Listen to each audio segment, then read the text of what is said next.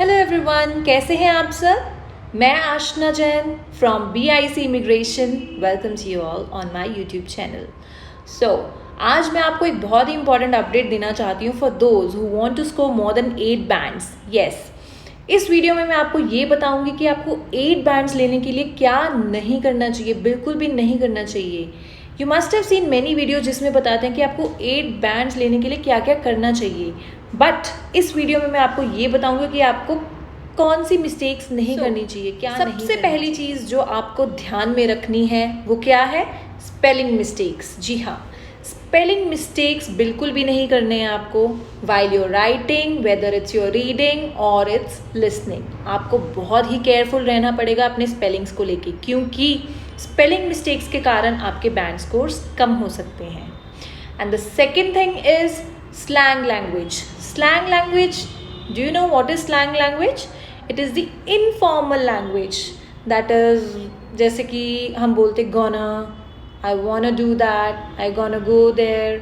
No, आपको ये language बिल्कुल भी नहीं यूज़ करनी है अपने IELTS एग्जामिनेशन में। The very next thing you all have to keep in your mind is the old fashioned language. Yes, students, it's high time.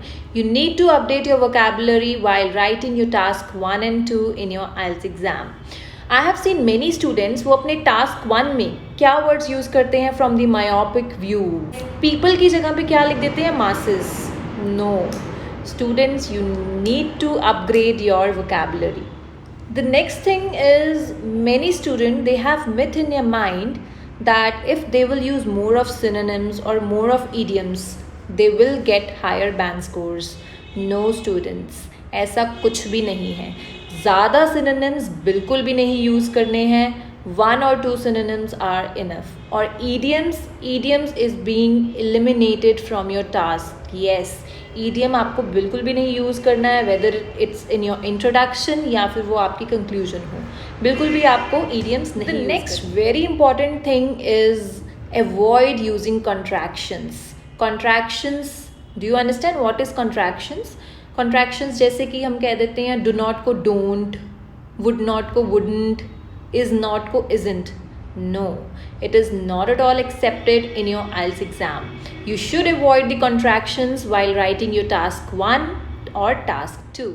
There is one part on which your assessment is based in your IELTS, that is coherence and cohesion. उसमें आपको क्या करना होता है, एक तो आपको paragraph में लिखना है, and when you shift from one idea to another आपको कनेक्टर्स यूज़ करने होते हैं। जैसे कि if you are writing the same ideas तो उसके लिए आप कनेक्टर्स यूज़ कर सकते हो, moreover, furthermore, in addition to.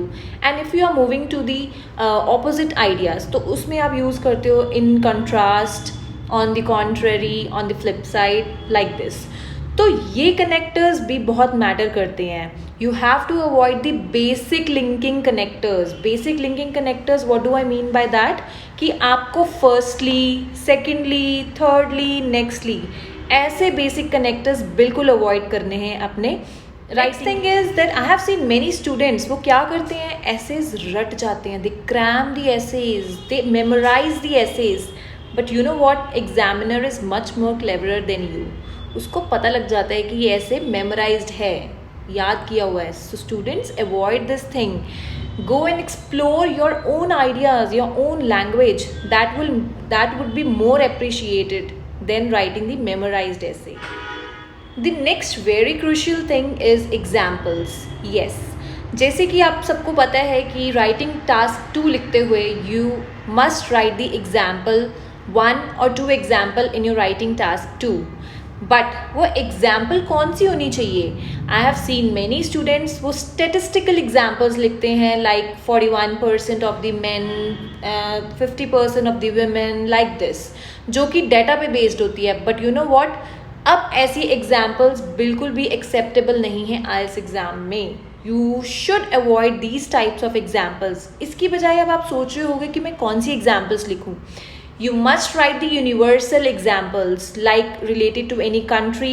Like for example, अगर आपका task है कि various students they study along with the part-time jobs, is it beneficial for them? ऐसा अगर आपको question आता है तो the first example that comes in your mind is related to Canada. So you can give an example, like for example in Canada many students they study, and along with that they also do various part time jobs.